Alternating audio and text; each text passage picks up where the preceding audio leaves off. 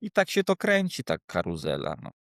Tutaj zależy, mówię, które medium odpalisz. Odpalisz Republikę, to powiedzą wina Tuska, odpalisz TVN, wina PiSu i jest o czym dyskutować. I tak się kręci, wiesz, my dzisiaj jesteśmy wyzywani, co my tam pisowskim ścierwem jesteśmy, czy jak to się to tam, jak to nas ładnie ktoś określił?